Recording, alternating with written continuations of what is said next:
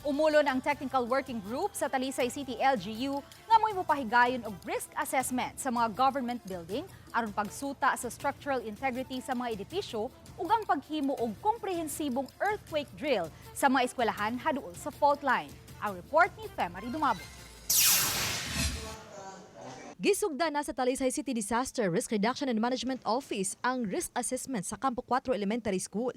Gisubay kun unsa nga mga classroom o building ang karaan na og kuyaw kun adunay kusog nga pagtay-og o linog sa sugbo. Ug ang pag-ila sa lugar kun asa mo pahiluna ang mga tinun-an og magtutudlo panahon kun adunay linog. Diri sa Camfor nga mao toy usas concern nga asa man sila evacuation nga safe zone.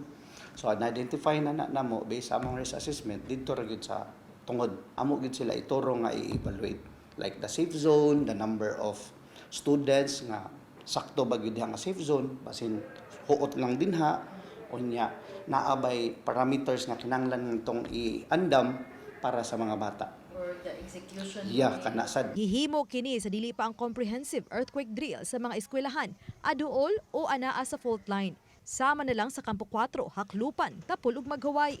Karong Huwebes, June 18, ipahigay na usab ang National Simultaneous Earthquake Drill. Sa Dakbayan sa Talisay, ang tanang pampublikong eskwelahan ang mosalmot niini. Subay sa nasinati sa mga tinun-an ug mga magtutulo sa Mindanao atol sa pagtay-og sa 7.8 magnitude nga linog sa yuning buwana. Adunay panawagan ang CDRRMO sa mga tunghaan. Atong tagaan yung igong gibugaton kining maong simultaneous nga drill bitaw nga ato ipahigayon kay dili gyud nato ni take for granted kining maong drill kay dili lang ingon nga compliance no dapat ato gining seryosohon. Dili naman gud ta mo favor sa more on duck cover and hold lang. Kung dili tan-awon po nato ang structure nga iyahang kaligunon, no gitan-aw na mo. In fact na nakoy lista diri gihatag sa school garden focal sa division sa Talisay. Kinsa to ang mga old nga building. Usa ka resolusyon ang iduso ni Caballero aron pag-awhag sa CDRRMO ug City Engineering Office nga magsangon kanila sa pagsusi sa mga government building.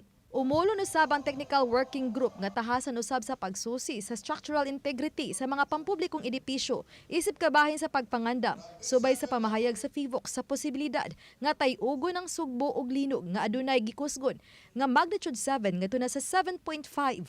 Matagaan og safety ang ato ang mga tao nga nasa palibot unya at the same time makahatag sila mga preventive measures nga ipatuman. Cooperate mutabang ini kining atong panawagan o kining atong programa sa Action Agad Administration ni Mayor Samsam nga kinahanglan gyud nga magtinabangay ta kay kun wa ang pagtinabangay awahin ang pagbasol.